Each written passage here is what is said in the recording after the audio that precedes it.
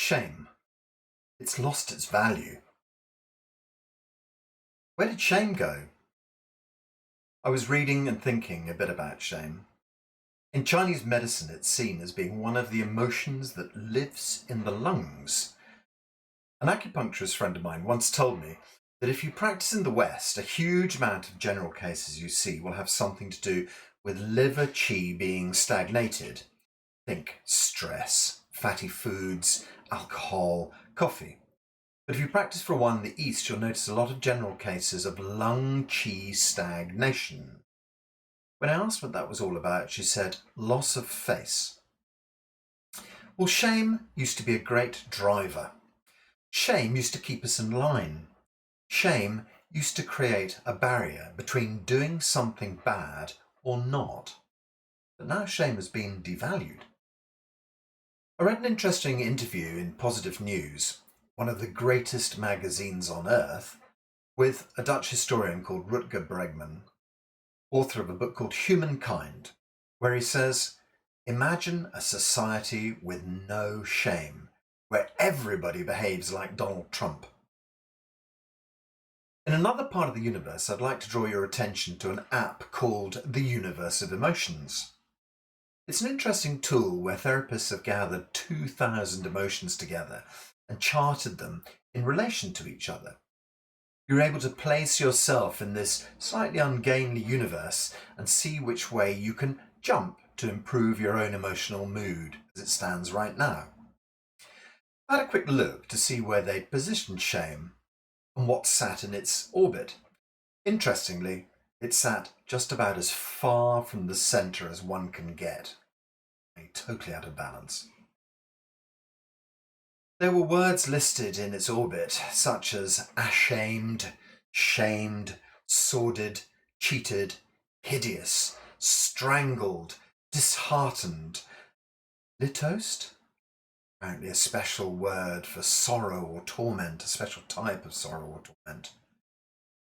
Controlled, destroyed, and other traditional Chinese medicine favourites that are always included when we talk about emotions of the lungs. Grief, sadness, and sorrow. It probably sounds a bit odd to associate emotions with organs, but a simple example like heart and love, or thinking of an angry person with blood-red cheeks, it connects anger and the home of the blood, the liver. So lungs have the unhappy task of trying to contain guilt, grief, sadness, shame, and sorrow. That's in traditional Chinese medicine terms. What struck me most was a comment from a teacher long in the past, when I had crossed yet another line at school, and him saying, "You should be ashamed of yourself." Do I remember a time when I was truly ashamed of myself? Isn't it interesting how our brain edits the past? It buries things that we don't want to remember, sometimes so deeply they seem to be totally gone. That's the thing about healing oneself. It brings shit up. Things that have lain dormant in the lungs for many, many years. Whilst delving deeply into what lies inside me, I was astonished to be confronted with the image of an old school friend. Last time I'd seen him, many years before, we'd both been a little sozzled. I pushed a joke too far, and I suspect I offended him. It was banter. We boys are thick-skinned. We just laugh it off. Don't we? I have to say, to this day, when I think about it, I have a lasting impression that maybe he didn't shake it off. For this, I feel ashamed. When you are a young person, you test out many versions of yourself. You try things on. When they have a bad result, you tend to learn the lesson, never do it again. I say tend to, but it also depends on the feedback you receive. If you get praise for the bad behaviour, maybe you make it your regular thing because you like the praise. My youth was filled with high jinks. I'm not talking about dressing up national monuments or defacing a portrait of Mother Teresa or urinating on a policeman's foot. Wait, maybe that did happen. Anyway, it was his own silly fault for coming out of the police box I was urinating on. Officer, sorry. Well, it was a story that friends told other friends, and for a few days I was a silly celebrity. If I'd been caught by the policeman, himself half-dressed on a freezing Edinburgh evening with a cup of tea in his hand, myself fit and already running, I don't blame him for not giving chase. And then it might have been a completely different story. I assume I would have had some sort of public nuisance fine and possibly a dressing down or a beating from my headmaster. Under those circumstances, I'd probably have curbed my student behaviour rather more. My father was an exceptionally fair man. For him, fairness really mattered. He never raised a hand to me. But when he removed his approbation, then the world stopped. Being in his good books was great, but step over the line and one could feel the weight of his disapproval. I always wanted to please him whenever I could. I wonder what he'd have thought if he'd known the police box story. To be fair, there was also a story about his hijinks. It was rumoured that if you went to the George and Abbotsford Hotel in Melrose, the part of Scotland I was brought up in, then you could find my dad and my uncle's signatures on the ceiling of the dining room. It seems one night they'd decided to make a tower of the tables so they could sign the ceiling. Perhaps we're all allowed some good-natured horseplay when we're young. It allows us to test our moral framework. Letting off steam isn't the worst thing in the world, as long as nobody gets hurt. We're led to understand that rules are there for a reason, but they can be gently infringed from time to time. Society is a structure of our own making. We decide what rules to put in place to make our lives easier. If you lived in the Wild West in the 1800s, if somebody looked at you the wrong way, you might just decide to shoot him there and then. There was usually no comeback. But it wasn't that nice to kiss your hubby goodbye as he went off for his friends for a quick drink and they brought him back in a pine box. Rules and regulations were introduced to protect our lives. The fair application of the law is all anybody really wants. There's an understanding that if you play by the rules, then you'll have a happy life. If you step over the line, you'll have infringed what everybody understands to be the boundaries. You should be expected to be punished. Ultimately, if you don't like the laws in the UK, move to somewhere like New Zealand. If you're part of the structure, you're supporting the structure. Campaign to get the rules changed or leave. Those are your only choices. There are big rules and there are small rules. The big rules first then. Thou shalt not kill. As mentioned, I don't want to have people shooting each other in the streets, or me for that matter. It's an interesting question to ask, however. If I'm not allowed to kill people, then why is my government allowed to kill them? Who gave them the right? I marched against the war in Iraq, not in my name.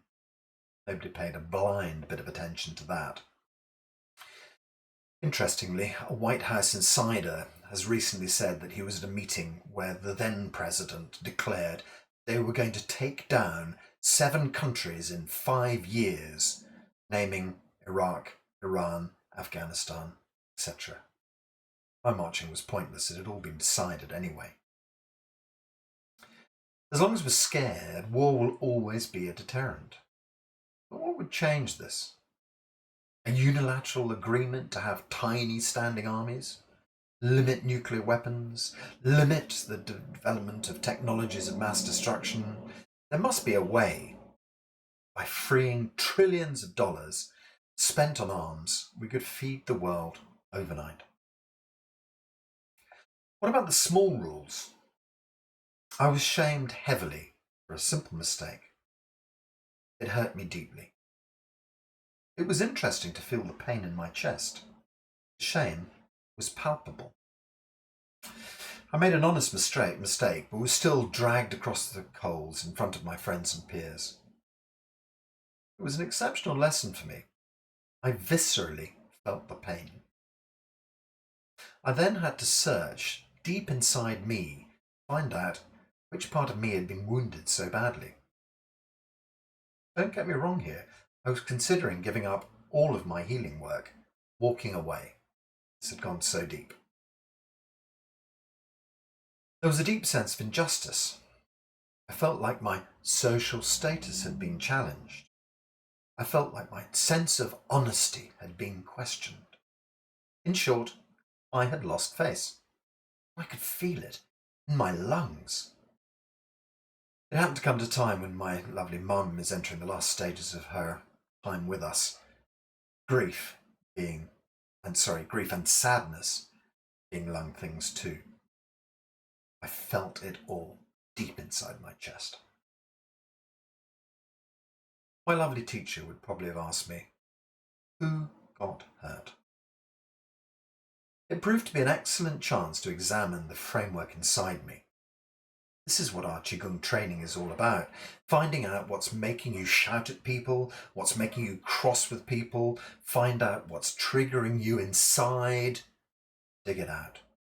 If you don't want to have to go round and round the same hurt loop again and again, then sort it out. For me, there were all sorts of disapproval loops put in place by my lovely father's framework.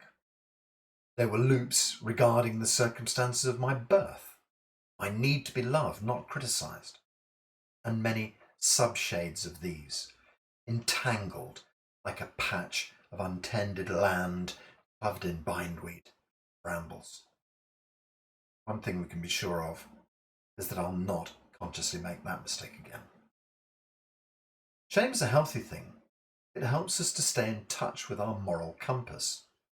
If you stray off the path, it shocks you like some Victorian mental health device. You get a strong jolt of shame and hopefully brings you back to your senses. What happens if you don't get bad feedback?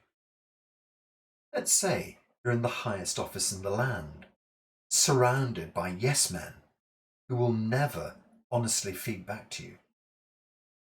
Say that every time you push the rules, nobody has the guts to stop you. What happens if every time you go past the boundaries of common decency, you're rewarded financially? What does the world start to look like then? One day I'll get over the one-way system at Tulse Hill. Until that day, I'll continue to fulminate over it. There was a constant stream of black BMWs that would scream to the front of the queue. Us locals would get in line like sheep and wait there whilst young Brixtonians cut us up, one by one. It was easy for them, because in a place like London, you'll never ever have to see that driver again. Ever. No repercussions means that you can drive however you like. I feel like a stupid sheep now. There was a time that I was known in my local town. A speeding ticket garnered early one Sunday morning in a nearby village was reported in the local newspaper. College was fined £25 for doing 35 miles per hour in a built-up area. His defence, that he was hurrying to church, was taken into account. Widely accepted as not true. Nonetheless, all my parents' friends saw that. My former teachers, I knew he'd come to no good. All of my friends. These slaps on the wrist all guide you to be a better person, eventually. It's hoped. But somewhere along the way, shame lost its value. It still applies to me, apparently, but not to Donald Trump. In the UK, I have lost count of the number of shamed ministers who find their way back into the structure pretty quickly afterwards. They pop up again after having worked for an NGO for a few years, made a few TV appearances showing us how nicely they dance, or some such thing. There are entire agencies that have been built up around reputation management. This term essentially means finding a way around the stupidity you have shown publicly and spinning it into some new story about who you've become after you learned your lesson about saying something horrible in public about gay people, about black people, about trans people, or about your wife. Fill in the blanks as appropriate. The only thing that seems to guide celebrity life is an agency. Shame means less and less in this brash world that we live in. It seems that the Chinese government no longer trust shame to be enough to keep their populace on the straight and narrow. They're developing something called social credit. Put simply, you don't follow the rules, your social credit mark goes down. The farther it goes down, the less you can earn, less you can travel. We have it too, don't forget, except it's financial credit that governs us. If you don't earn enough, you can't get a bank account, a mortgage, or rent a property. Not much difference there then. The opportunity to travel, our mobility, the size of the world, and the burgeoning population means that the chances of you being held to account are much slimmer. Interestingly, it's also true there are fewer places left to hide, though, if you've really done something wrong. If you're thinking of becoming an international criminal, it might be a good idea to learn some Mongolian. Surely you must still be able to hide out there. The same story from Positive News magazine talked about prisons in Finland. You can't tell the difference between guards and inmates. Everybody dresses casually. People are treated like humans, re-educated, not in a Chinese government way either. The lack of which was probably what got them into prison in the first place. The rate of reoffending in Finland is one of the lowest in the world. In the tough, heartless US prison system, it's one of the highest in the world. So what's the answer now that shame has lost its value? Well, perhaps that is the answer. Maybe it's possible, like the Chinese government, to actually quantify my trust. If I decide to act on something and do it carelessly, perhaps I should lose a few points off my score. Everything else in life is becoming gamified. It's an interesting idea, because few of our politicians would survive. The ones who did probably like them to be there. People would soon start to behave in a better fashion. I'm guessing if you were the person who wields the power, it would still be used as a means of control, not as a means of equality. I can't see the rulers of China being subjected to the same checks and balances. I mean, how many points do you lose off your score if you subject an entire ethnic race to a re-education program? If you threaten to close your entire borders to the whole of South America, how many points would be docked from you then? If you refuse the entry of a boat full of migrants, then what? Under these circumstances, none of our leaders' scores would last a minute. Maybe we should look at the Global Peace Index and score every country in the world. Each time they start a war, they're downgraded again, until it's no longer possible for them to raise funds internationally, or accept flights from better countries, or even have their citizens leave their shores. You'd only have to discover the score of your country, UK, currently 42nd place, just behind forward-thinking places like the United Arab Emirates, Mongolia and Kuwait. USA is currently in 122nd place behind Turkmenistan and Azerbaijan. Wouldn't take long for you to start insisting your politicians do better by you. Education, education, education. Isn't it time that we started humanizing education and insisting that everyone worldwide, bar none, gets a decent, loving education? One where your heart is taken into account along with your head. So much is put upon science and maths, and look how well that mechanistic system has aided us. It's aided us to the brink of extinction. Well done!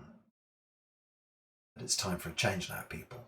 You've had your fun, but if we want to be here in 50 years' time, it is time to change. Perhaps your score of 100 out of 100 gives you 100 votes in the worldwide or the national referendum. Then the next bloke might only get 5 out of 100 votes. Today's referendum. Should Rupert Murdoch be allowed to own hundreds of newspapers and TV channels? Vote now on your phone. On a local level, should we purchase our next refuse trucks from Italy or Coventry? Choose now on your phone. Tonight, the big debate, live on your laptop. Let's discuss 5G installations and then vote. You get the idea. It's time to say goodbye to corporate greed, political corruption. It's also time to stand up for ourselves. Finally, I think it's time for shame to make a comeback.